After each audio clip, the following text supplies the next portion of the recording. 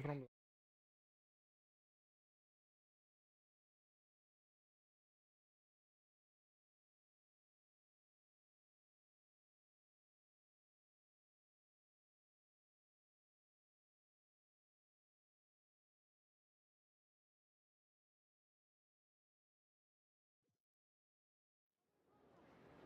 too much. Okay, what will be trying today?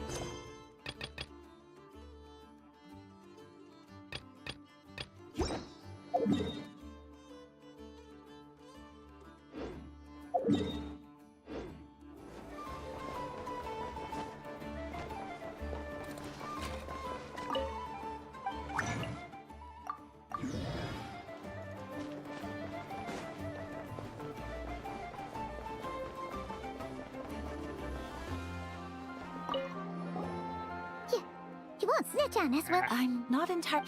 you?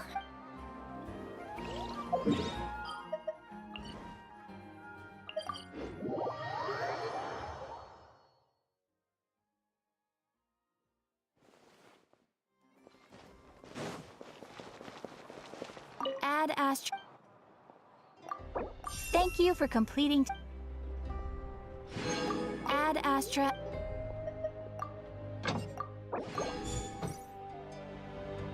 Okay.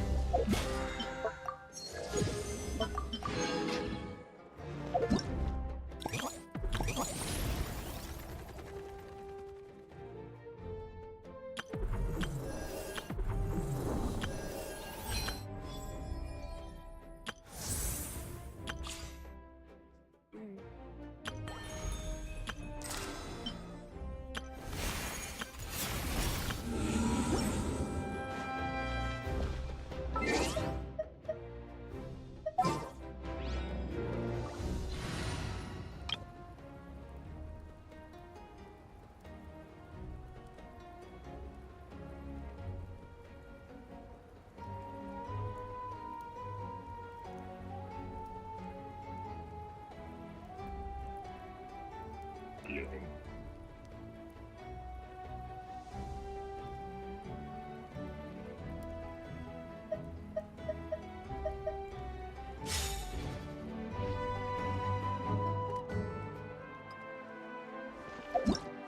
Sorry, this one.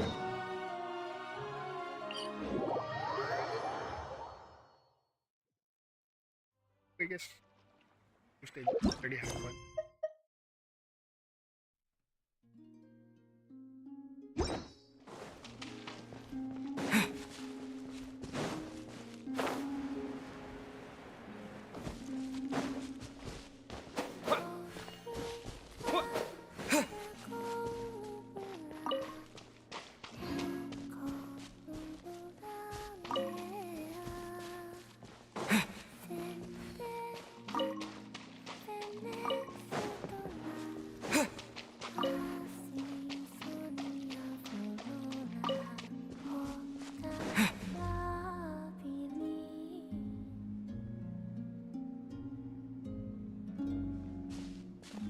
Hey, she's sitting up! Is me sitting here a rare sight? No, we just thought you'd be resting. Perhaps I would have been, were it not for the sudden arrival of some unexpected guests. Not that I consider it a disturbance. After all, you are the only ones who are free to enter. Would it not be a little unfriendly of me to lie down while we speak? I didn't realize Hello. you put so much thought into little things like that. Hello.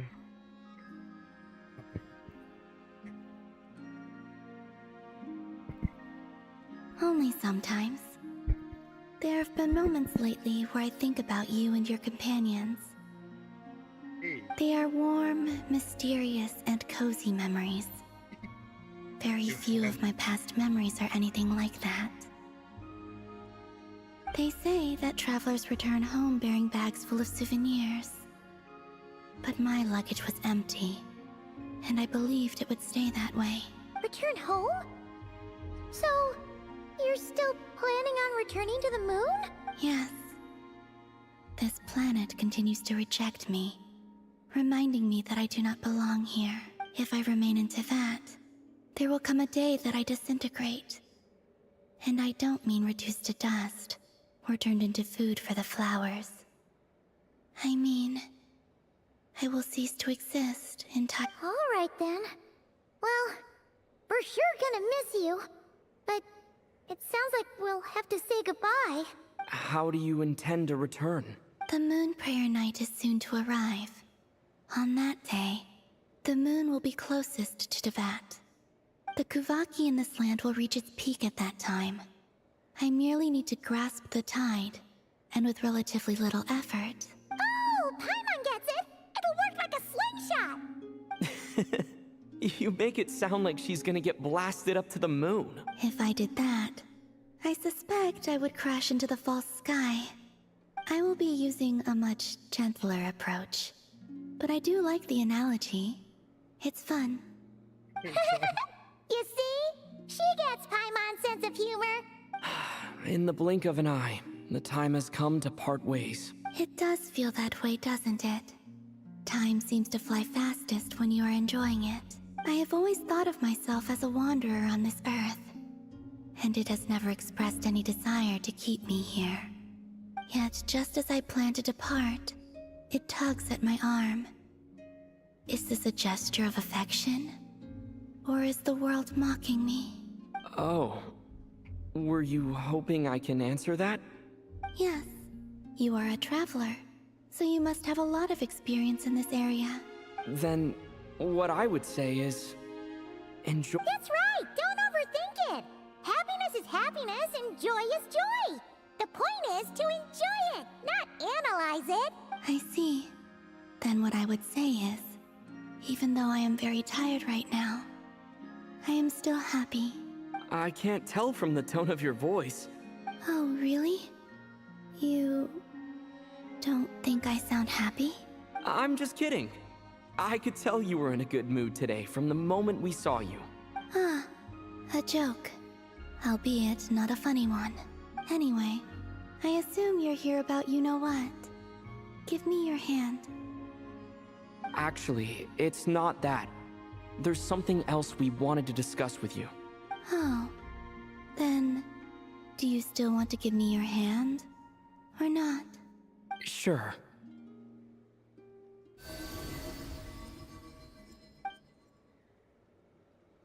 Thank you. So, I've heard that in the Moon Prayer Nights of the past, people here would hold celebrations in the Moon Goddess's honor. Since you helped so much in our fight against the Rehir of Solnari, I think you deserve a farewell party before you return home. I haven't asked everyone else for their opinions on this yet, but I'd like to invite you to join the upcoming Moon Prayer Night. I've never joined a Moon Prayer Night before. I'm not sure what I would even do. Oh, don't worry about that! We take care of everything! All you need to do is show up. Of course, there's no need to force it if you're not feeling strong enough. It's just, this kind of felt like a golden opportunity. But they call me Kutar, and the Fatui have an arrest warrant out for me. I shouldn't appear in public right now. I'll make it work. You have my word. Yeah, we got your back.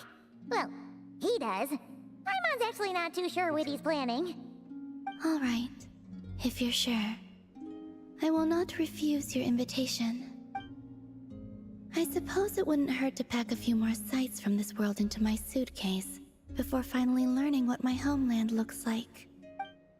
Oh, if you see Lauma, please tell her that my answer to the question she asked me is neither yes nor no. Rather, it is, there is no need. That was kind of cryptic, but sure. Guess it's between the two of you. We'll pass along the message. Bye for now. Like to everything.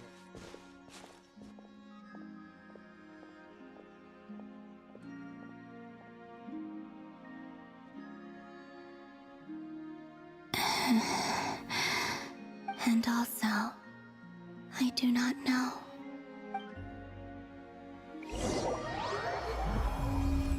Think out.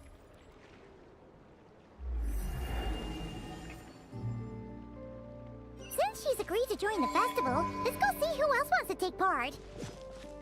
Llama's gotta be the person most familiar with the Moon Prayer Night. We should start with her. Also, what exactly is your plan to keep her safe? Not sure yet. I'll figure something out. What? Are you serious? And Paimon even gave you her vote of confidence back there. When did you become so sneaky?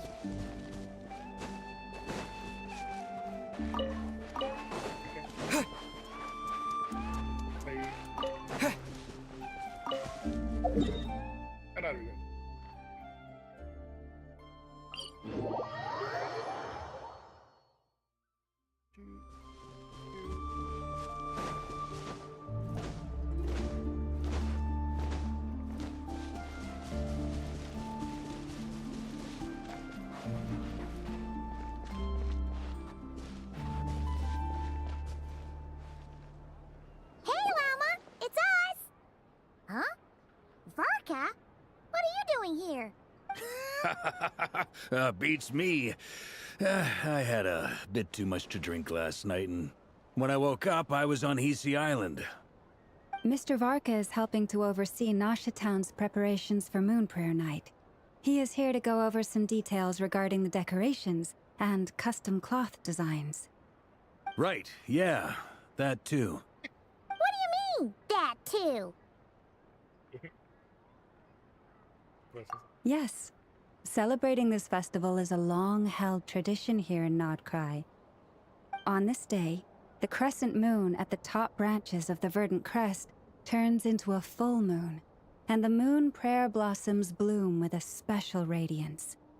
Our people take these to be blessed omens. It's an especially welcome event coming off the back of all that nasty business with Rare. Everyone got put through the ringer recently, and now they're looking to turn their fortunes around. The big shots in town all agree that a big, lively celebration is just what we need to rebuild people's faith in this place. No wonder Catherine said that people weren't so bothered about the religious element. That's right. It's become more of a local custom by this point. The celebrations have little to do with whether the religious stories behind this event are true or not. Even the Frost Moon Scions are eagerly awaiting the coming of Moon Prayer Night, despite now knowing that their past beliefs were founded on a falsehood. That's fair. It's a bit like the Lantern Ride in Liyue. It's a chance for people to enjoy themselves, not debate the existence of the Adepti.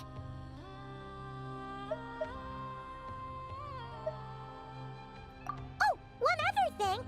We just went to see Columbina. We went ahead and invited her to take part in the festival this time. Hope it's okay. Wait, so... you mean she agreed to it? Huh. That's quite a surprise. Then, I suppose that she intends to return to the moon on that day. Oh, yeah! It's kind of a complicated process, but basically, it's like a slingshot. I understand. In truth, I had a feeling that she might make such a decision. Well, if Kuthar has decided to participate in the festival, we should prepare accordingly. Yeah, exactly. She was saying how it could be risky for her to show her face in public. We were wondering if there was any way we could hide her. Unfortunately, the people who carved the statues did an excellent job of capturing her likeness. It will be very challenging to hide a goddess whose face everyone is so familiar with. Darn! We may have bitten off more than we can chew here. Nah, don't sweat the small stuff. We can handle that. Huh? Are you saying you have a plan? Not as such, no, but the most important thing with a festival is to keep the mood light and your spirits up. You can't go preparing for a festival with those long faces. You'll never convince anyone to enjoy themselves. The Mondstatter spirit is strong with this one. As it happens, I agree with Mr. Varka. Let's start by making our appreciation for Kuthar the beating heart of the festive atmosphere. And who knows? Once we get the ball rolling, perhaps everything will just fall into place. Hey! Did you catch that? Llama said the thing! Or close enough, at least. I'm looking forward to the Moon Prayer Night already.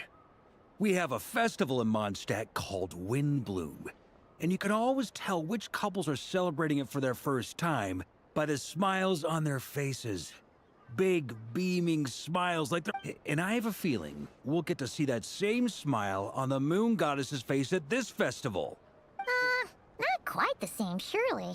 Anyway, I'll take care of business in the city, but I'll have to leave the decor up to you and the Frost Moon Scions. No one else can capture that traditional aesthetic quite like you guys. But lastly, there's the final key element that brings the festival to life. Companionship.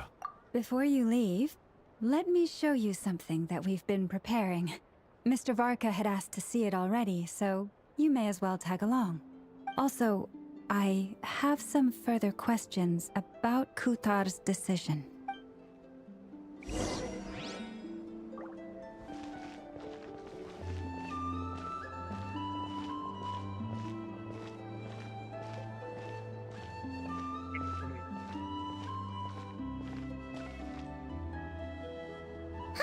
What's this? They sure look like they're having fun. I believe so. Kuhenki seem very skilled at playing drums like these, although I'm not sure where they learned it from. Maybe it's an innate talent? In their eyes, they're probably just playing with toys. That's... Luanatar! You wanna play too? Yeah. She looks more confused than anything. Maybe we can teach her next time if we get the chance. On the left side.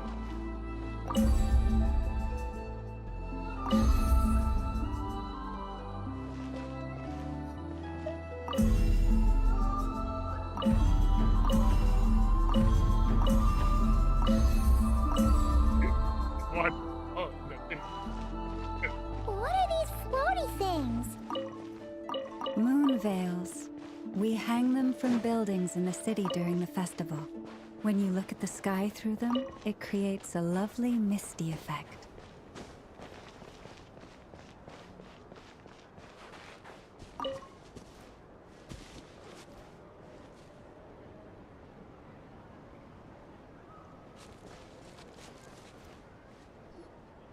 Everyone seems hard at work.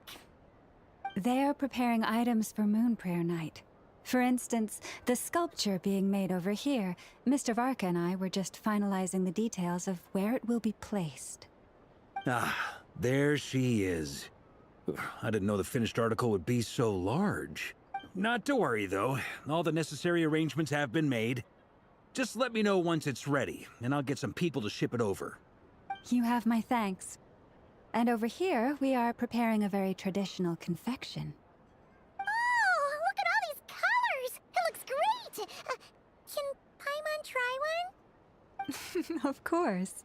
I have a feeling you'll like it a lot. You bet! Sweets and treats are Paimon's favorite. If you included those in the Feast of the Moon, I bet Paimon would have joined the Frost Moon Scions by now. There will also be verdant crests like this present in Nasha Town during the festival. The timing of Moon Prayer Night is not completely set in advance. We make a rough estimate, then observe the changes in the verdant crests and moon prayer blossoms to guide us. As such, the wait itself is a fun feature of this particular festival. you can decide when.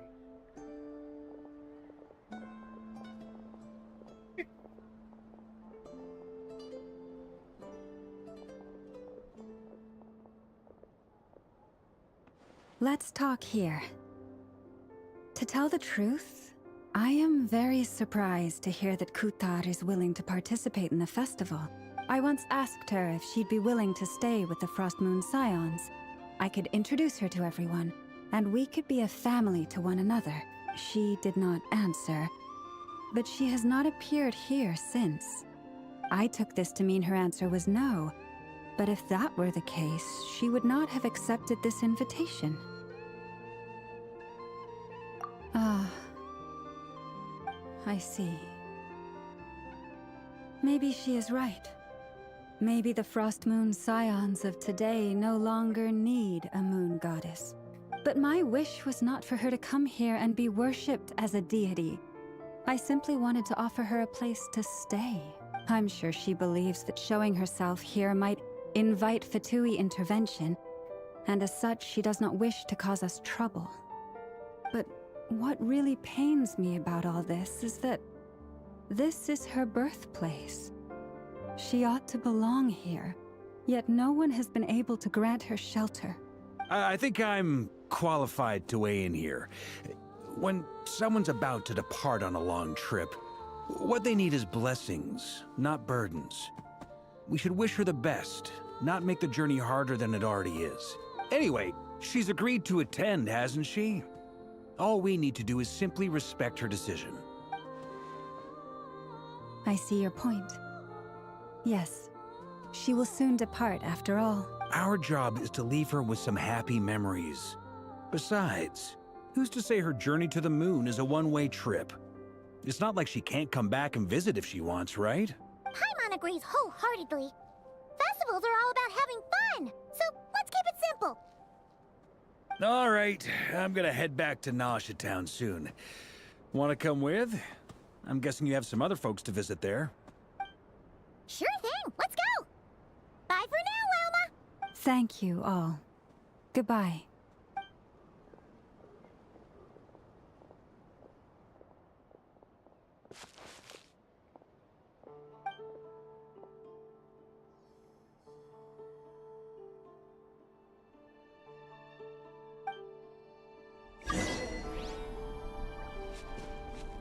Dengan nasa tentang keluarga.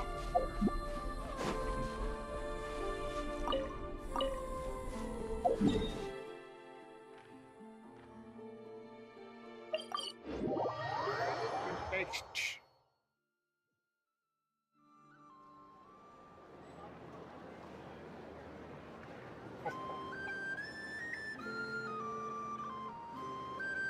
Color replied that there was no one.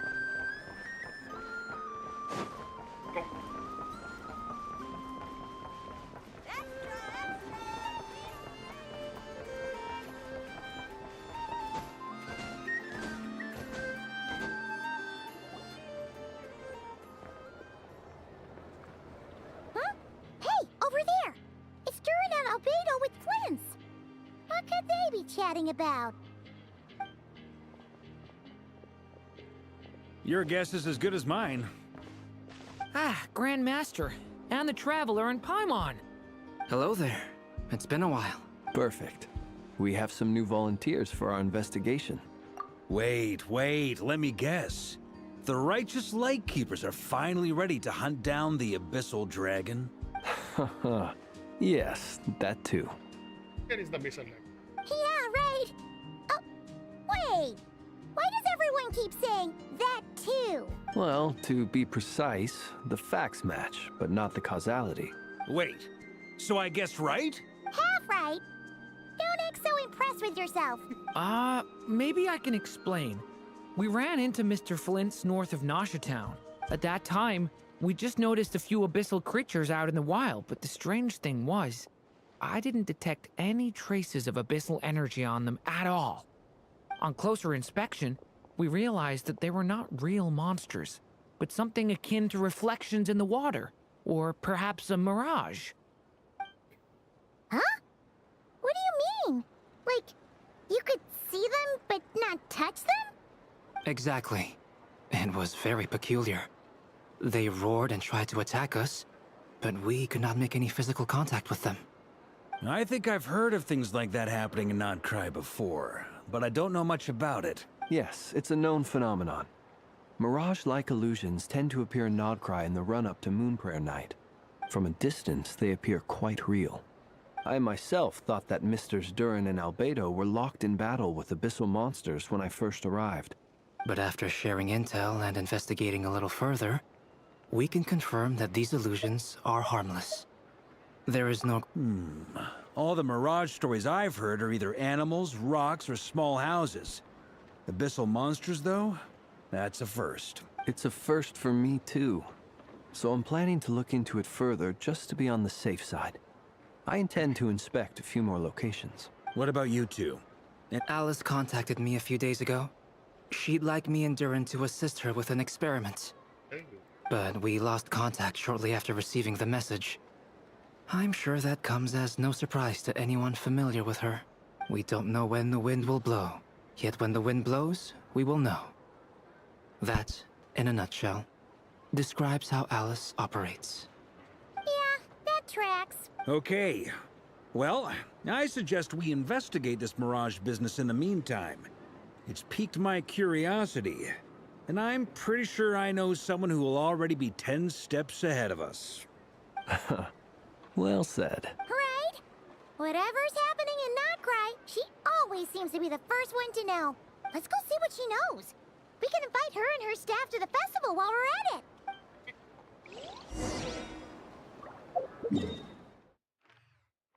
Attack.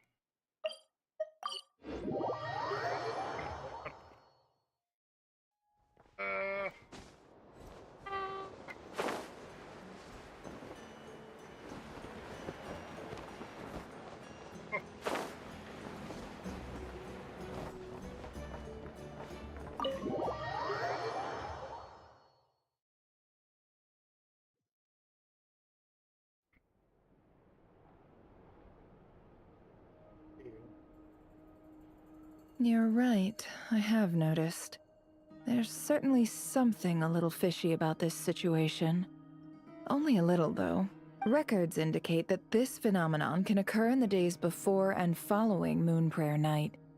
That said, it has always been a rare sight in the past. The odds of encountering these phantoms are similar to looking up in the night sky, happening to see a shooting star, and managing to make a wish before it disappears. But this time, either everyone's getting lucky, or they're appearing far more frequently than usual. Yehoda's out gathering intel as we speak. In the meantime, let me check off some points of interest. First, the Abyss. The ones we saw seem to be abyssal monsters. Indeed. But we have identified one location where many more of them have made an appearance. And not just monsters, but human phantoms, too. Given the scale and nature of the phantoms, it's almost as if someone's last memories are coming to life. Oh. So you mean the phantom monsters are hunting down the phantom humans? Exactly. The phantoms can interact with each other, but we have no means of intervening.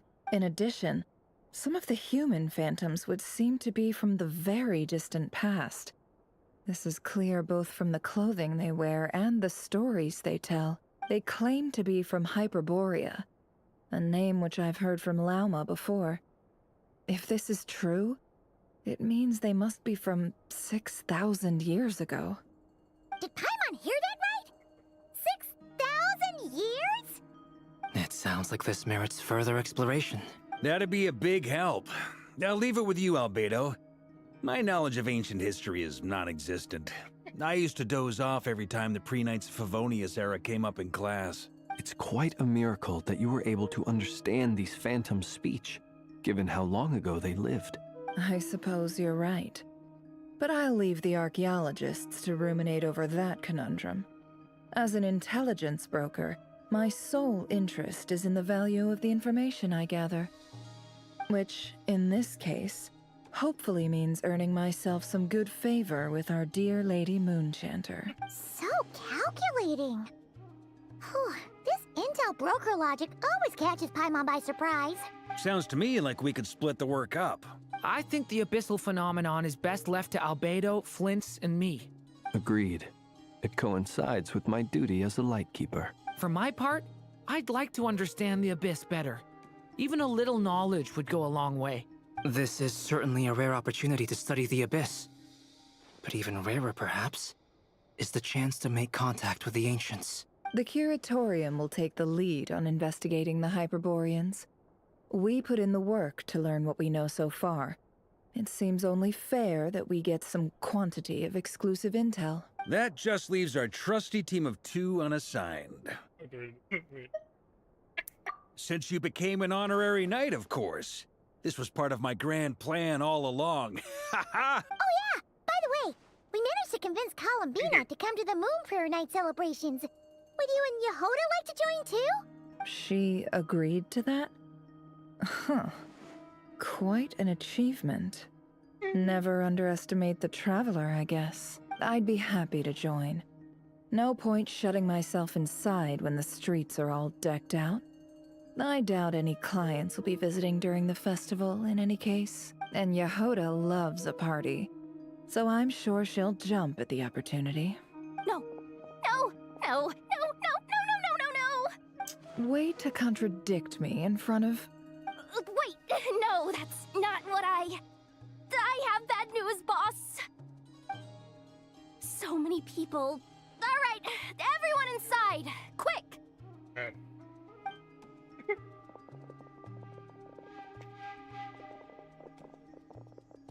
This is gonna sound crazy, but hear me out.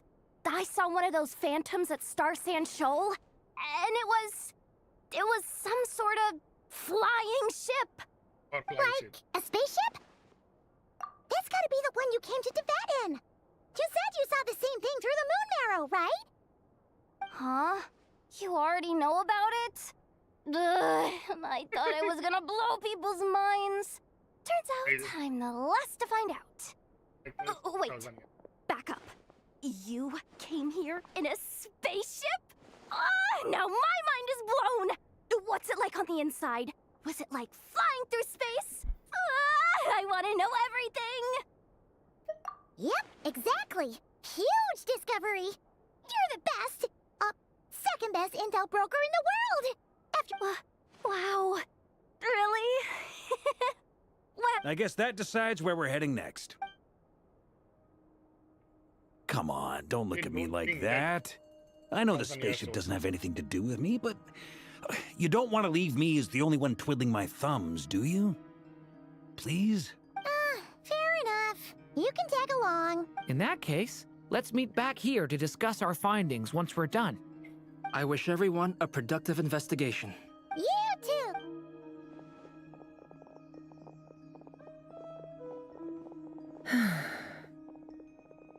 What's up, boss? Aren't we gonna head out? Tell me, Yehoda, when did the curatorium start giving out intel for free? Oh,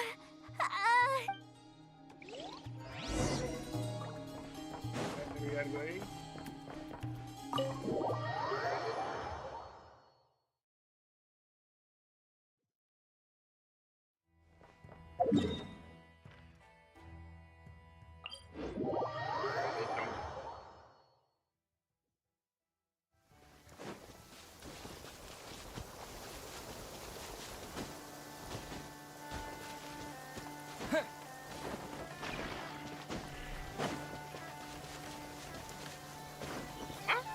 Space.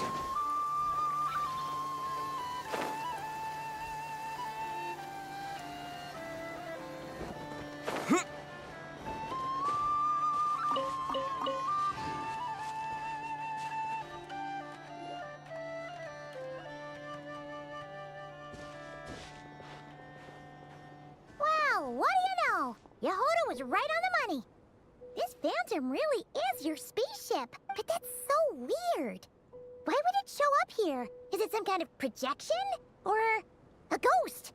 Like, maybe it no longer exists, but somehow it left an afterimage? Ah, you're already here. Miss Lauma, what a surprise. I thought you were busy with festival preparations. I was, until one of our people informed me that a strange sight had appeared at Star Sand Shoal. No one's ever seen something quite like this before. I thought I should see it for myself. Same here. Oh, so we heard that these things appear around the festival period. Any idea why that is? Unfortunately not. We have very limited information about them, since they can't be interacted with. And no human phantoms have ever made an appearance before now. The most we've been able to deduce is that these sightings appear to be connected to the increase in Kuvaki energy around this time. Yeah, seems like that's all we can do. This is all so confusing. Allow me to lend you a hand.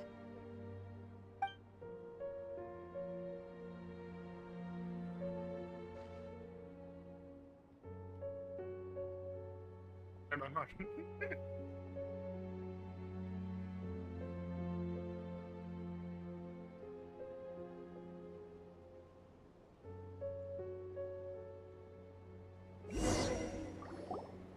Everyone, our friend here should be able to provide us with some information. Is that a phantom Rhymehorn deer?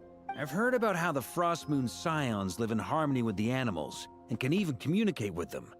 That's coming in handy now, for sure. Okay. Yes, I understand. Then how about this?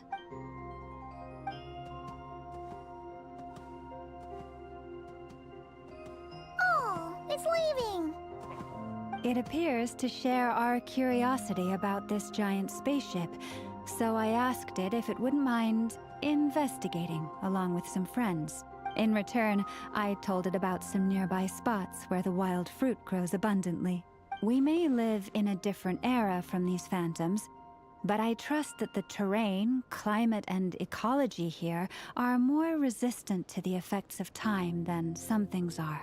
Let's give them a moment and hope for the best.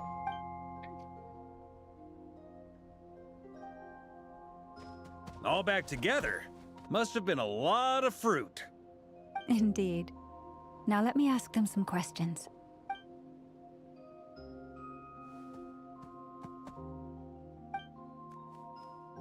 It did find a lot of wild fruit, enough for them to feast for a long while. This puffin circled in the air several times, but didn't spot anything out of the ordinary. Certainly nothing to do with the spaceship. Huh. Well, it definitely makes sense to get a bird's eye view. Indeed. Other than that, I was also thinking that the world these phantoms see is also different from ours. Oh, I get what you mean. The wild fruit exist in both times and spaces, but there might also be things that only exist in that space-time, which we can't see. Good point. Blunthorn rhinos can use Kuvaki to shift great rocks, but this one says it couldn't get that ship to budge by even an inch. The sniffer mole tried too, but despite being a skilled digger, it could not get through. They say that the spaceship looks robust and undamaged. It seems completely impervious to any and all attacks. Whatever lies within is well defended from harm. So, just like us humans, there was nothing they could do about this spaceship either. Yes. Still, they deserve our thanks. We are grateful for all your efforts, dear friends. I've noticed some other human phantoms gathered nearby. Come on, let's go talk to them.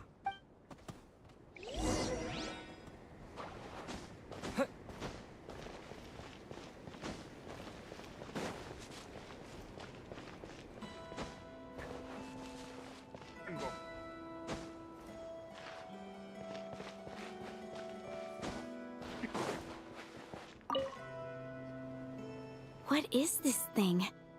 I've never seen it move, and there's no way to get inside. Goodness knows. My grandpa says it's been sitting here at least since his grandpa was still alive. What about his grandpa? Did he say anything to your grandpa's grandpa about it? Huh? I don't know. In all likelihood, it was here back then too. Hard to imagine something this huge could move. Guess that means that as far as they're concerned, this ship's been around a long time.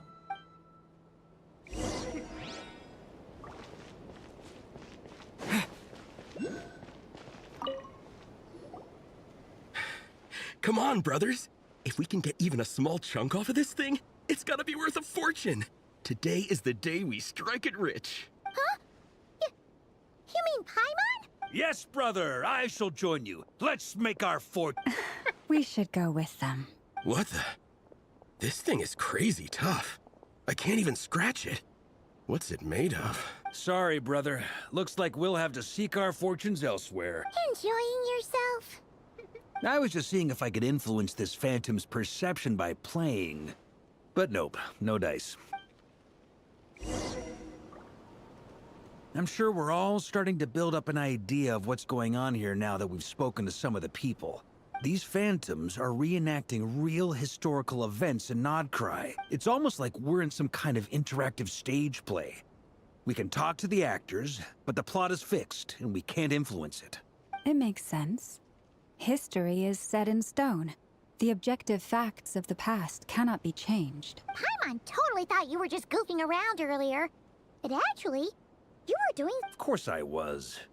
Anyway, at this point, I think we're forced to conclude that although the Phantom spaceship is right there in front of us, we aren't going to learn much about it from these people.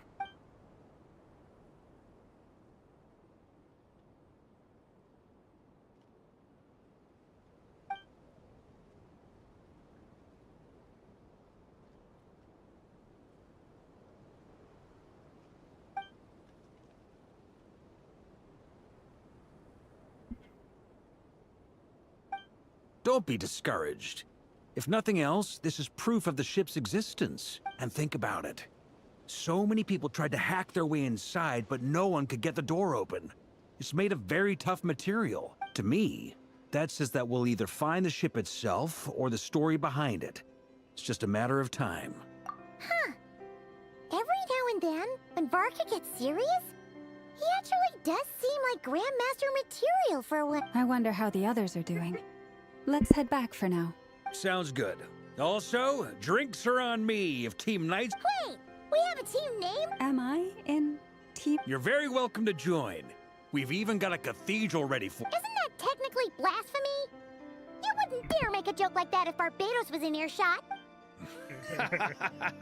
Nah, I'm sure Barbados doesn't mind a little harmless blasphemy once in a while. Ay, no sé. Mira, Baghdad.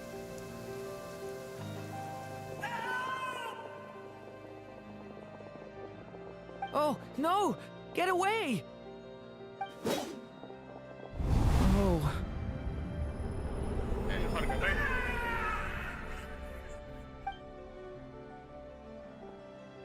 I know it's hard to stomach, Mr. Duran. But as I'm sure you've noticed, there is nothing we can do to intervene in that which unfolds before us. But we... And try you have. But are you aware of how many unsuccessful attempts you've made? I'm afraid this is the 39th failure so far. Or the 5th if we're only counting this particular victim. There are no indications that these phantoms may be altered in any way. You seem to have calmed down a little. I'll make us a fire. You should rest and have some water. Feeling any better now, Miss? May I ask, Be my guest. what exactly are we witnessing here? What happened? My guess would be that we are seeing Nodcry during the Conrian Cataclysm. Would that be accurate? Conria. That is correct. As you know, once the Abyss senses even the tiniest crack, it floods in and spreads like wildfire. There was a time in the distant past when it permeated all of Nodcry, causing immeasurable harm. The people paid a terrible price to heal this land. Then 500 years ago, the whole of Teyvat suffered an abyssal disaster. Once more, Nodcry was dealt a devastating blow. I see. In the face of the abyssal onslaught, all were like grains of sand tossed around by a tidal wave. Be they human, fae, or god. The moment you witnessed is but one drop in a whole ocean of catastrophe. All right. I guess that answers my second question, too. I wanted to know why there's nothing I could do to help them, and that's because... That would be my guess as well. As I understand it, history and fate are not all that dissimilar. The latter may be unseen to us, but both are immutable. Yes. Fate was determined long, long ago. I still have a couple of other questions for you, Miss. You mentioned more than one abyssal disaster that has struck this land in the past. how can you be sure that what we're seeing is from the Conrian incident? And also, how are you able to stay so calm when you're talking? From everything I know about you, you're not cold or ruthless, and you're not indifferent to the suffering of others. Alas, I am forced to show my age. I must be 600 or 700 years old by human measure. Wait, One is not easily moved by history when one has witnessed the truth firsthand. I'm sorry. You needn't apologize. Your passion is a good thing to have. Treasure it, because someday you may find it in terribly short supply. Now, at the risk of offending you, I have a question in return. Your curiosity toward the abyss, is it born from hatred or because you sense its call? I only ask because I kept a fragment of Rerear's body in my lantern for a short time. Specifically, his heart. So I know what a burden it can be to carry the abyss with you. And I hear its power growling from somewhere within you. In my eyes, your mere existence is a miracle. My honest answer is, I don't know. I don't think I have the confidence to say for certain. What I will say is the abyss is not the only issue that haunts me. Even before I became who I am today, the question dogged me constantly. Should I even exist at all? My doubts remain unresolved. But when we fought Rerear, something became a little clearer to me. Sometimes it is the darkness within us that allows us to achieve the impossible. I certainly got the sense from your 39 attempts that you were trying to achieve the impossible. It sounds like you've resolved to see the truth for yourself. Absolutely. In that sense, he and I are quite similar. Then I wish you every success. I look forward to the day of your transcension. Well, if everyone's caught their breath, I suppose we should head back. Oh, and one last thing. I'd appreciate if you kept our discussion about history a secret.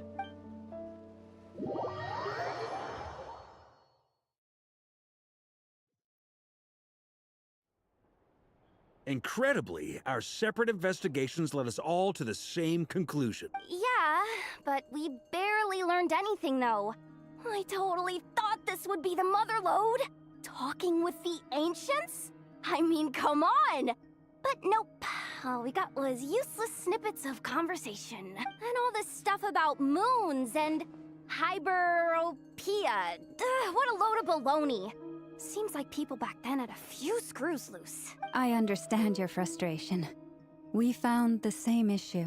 Each phantom only showed a very brief moment in time. There isn't much value to be found in these miscellaneous fragments of a civilization's history, no matter how glorious it may have been. If there's a silver lining, it's that these phantoms are harmless to the present reality.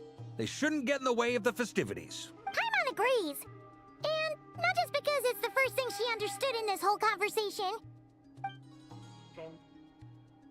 You look disappointed, Nefer. Is something the matter? What do you think? We all worked our tails off, but the only one to gain anything from it was you, Lady Moonjanter. Well, please do share the Hyperborean records with me. I will gladly inscribe them in our people's documents. Oh, duh! Yeah! That was it! Hyperborea! Hyperborea. I'm serious. Only an expert in the Frostmoon Scions and their history can turn these records into valuable research material. The alternative is to let them gather dust on the Curatorium's storage shelves until the pages turn yellow. Nefer, you're wise enough to know that cooperating and sharing the profits is the best course of action here. Well, that goes without saying. Sure, let's do that. Huh?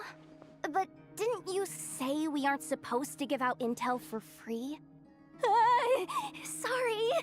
Now is not a good time to push Nefer's buttons. Anyway, back to Moon Prayer Night. I'm thinking that we should prepare something a little special, aside from the usual decorations and so on. You mean a parting gift? Can't go wrong with food. Although, Does food go bad on the moon? Perhaps a lantern would be a better choice. It might be dark up there. It could prove difficult to light a lantern on the moon. Magical stones might serve that purpose better. What about a clockwork mecha model from Fontaine? I've got a whole bunch at home. I use them for fighting practice in my free time. None of these sound like things she would be even remotely interested in. But we don't interact with her enough to know what she likes. Yeah. It would really save us the guesswork if someone could find out what she's into. Wait, Look at what me. the? Traveler? They're all looking at you. Great! Haha, problem solved. Now, I need to stop by Dory's. Gonna need her help sourcing a bunch of stuff for the festival. Then let's leave it there for now. We all have our own business to attend to. Traveler, if you find out what Kutar likes, let us know right away.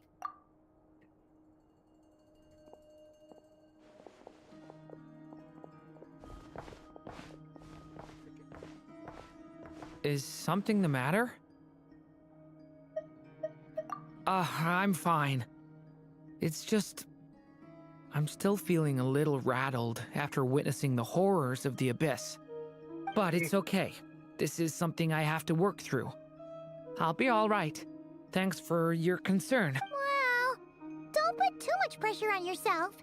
If you ever feel like something's wrong, physically or mentally, we're here to talk. Come on. Stop treating me like a kid. What I can use.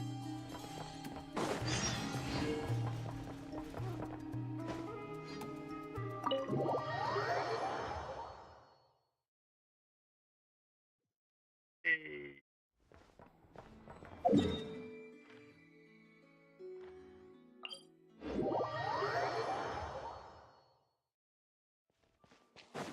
Bye.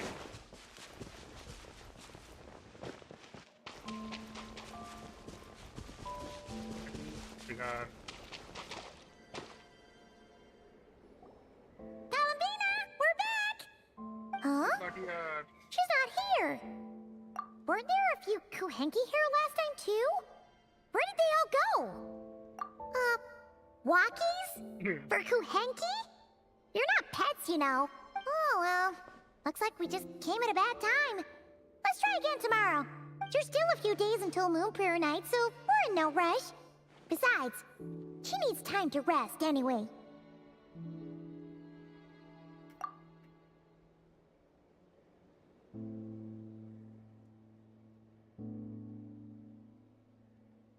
Calamina!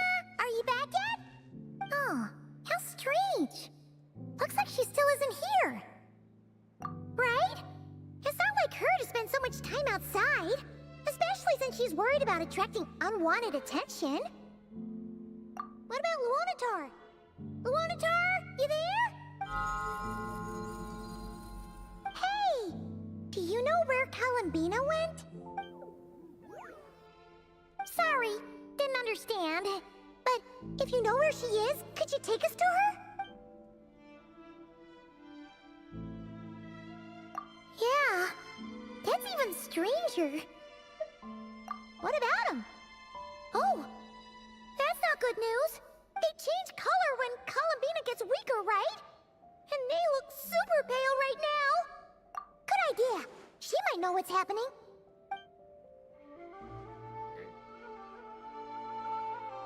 now we're just getting confessed. Ah, it's you. How is Kutar? Is she okay? No, she hasn't. I came here to check on her after I noticed the flowers had changed color. Based on past precedent, she must be very weak right now. Even getting up to walk would be a struggle. It seems unlikely that she wandered off outside. Not to mention that she doesn't do that at the best of times either. So yeah, this is super weird. No. Very few people are in the know about Kutar's whereabouts. And if anyone suspicious had visited, they'd have left some sort of evidence. Come on, let's go to Nasha Town. If anyone has seen her, someone there will know about it. It's not Cry's information hub after all. Makes sense.